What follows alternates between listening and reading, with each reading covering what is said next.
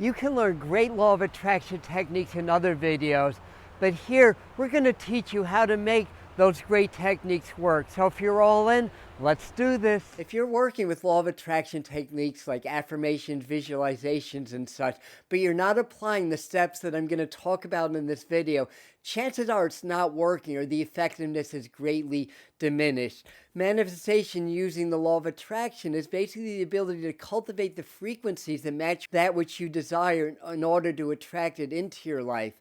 As spirits having human experiences, we're here partly to learn about energy and learn how to master that.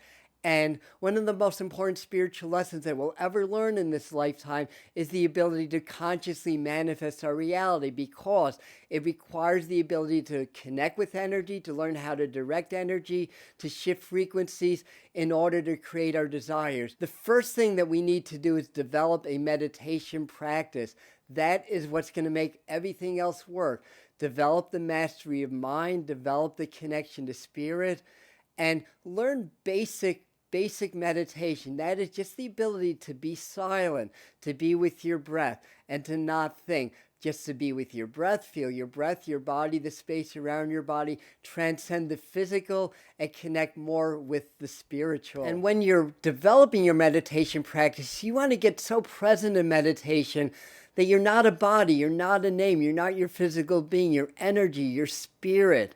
And by doing that, you start to dissolve the filters, firstly between this conscious and subconscious mind, but also you start to transcend the physical and you start to step into the realm of spirit or the quantum field, where all possibilities and all time already exist. So that leads me to number 2, that you want to develop presence or mindfulness. And basically, presence is just taking your meditation practice and applying it to the real world.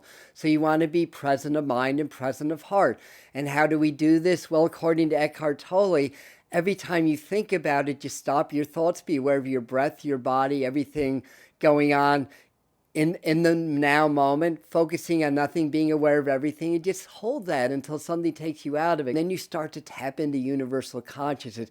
You start to tap into the quantum field while you're awake, while you're conscious, and while you're interacting with the world. And that leads me to step number 3, and that is developing the frequencies of the heart. And the practice that I use for that is called heart-brain coherence, which we'll flash a video to teach you how to do that. It's great. But part of the developing the frequencies of the heart or making the heart coherent is learning to be grateful, but grateful just for the present moment, just for the now. And gratitude is the master frequency. And when you cultivate that, what happens is you match the universe, because when you're grateful, it's for receiving something amazing, and the universe or God or source is the ultimate giver. So when you feel grateful just for the now and visualize or feel like what you desire is already real, you send a powerful signal to the quantum field, and you connect more with spirit and source, and the energy flows work with you to help you to manifest your reality. So work with the heart, work with heart-brain coherence, sit in gratitude, compassion, appreciation, and love, and keep doing that. The next thing you want to work on is subconscious reprogramming. We have 65,000 thoughts per day. They're habitual. Most of them are negative. Most of them were passed down from our parents or teachers. They were imperfect. They got programmed by other imperfect people. And because our thoughts are 95% subconscious, that is until we start to practice presence and we bring the subconscious into the conscious light. There's lots of great ways and tools you can work with to subconsciously reprogram. Affirmations, sleep programs, hypnosis, self-hypnosis is great. But one thing that's really powerful, as taught by Joe Dispenza, is learning guided self-observation. And basically what you want to do is be the observer. That's part of meditation and presence. You're not human. You're spirit in a human experience, and you're observing that human self. The way that you react to other people, to the environment, is a powerful indication of your programming. Subconscious programming, basically hijacks our emotions, causes us to respond and behave in very set, predictable ways, and that brings very set and predictable results into our lives. So if we can break that chain, then we can change what we attract into our life and what we create.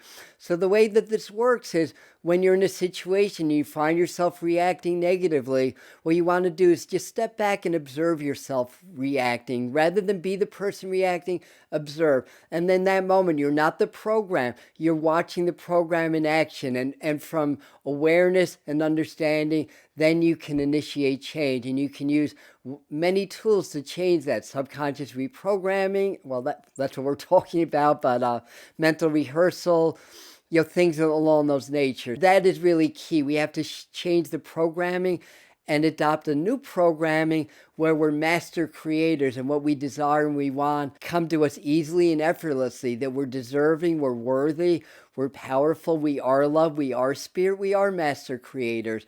You can substitute negative programs for positive ones, and once they become learned in the subconscious, then they create a vibration and a frequency that acts on your behalf. You respond and act differently, that's more empowering, that people will do more for you, as well as you change the quantums and actually change the vibration and energy around you and change your energy that way. So anyways, next on the list is you want to purge want and need.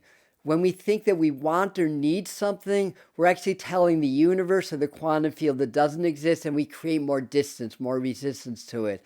Sandra Taylor has a law called the law of paradoxical intent that states a lot of people, they do law of attraction, they wind up attracting the opposite and they don't know why. But the answer to that is really easy if you think about it. Like if I'm doing law of attraction work for money, say, it's probably because I'm having a hard time paying my bills and stuff like that. So I've got this lack mentality that I may not even be aware of, and I'm trying to create abundance from lack, and it just doesn't work that way. You have to learn how to be present, feel it in the moment, and feel like it's already real, and vibrate that into the quantum field. And then things are going to shift. You're going to start to develop that. So once you've developed these foundational skills and you've shifted your vibration, now your techniques are going to work. So the next thing is develop good techniques. And on this channel, we have a playlist of about 30 different law of attraction videos you can check out for various techniques that have worked for me, and they'll work for you also. Also, you need to learn how to let go. We tend to hold on. It's a subconscious survival instinct. So again, when we're present, we override these human subconscious instincts anyway.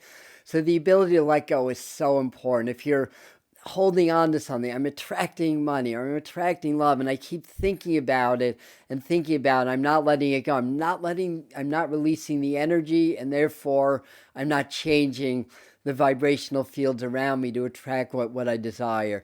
You can also work with spirit guides, work with angels, work with archangels.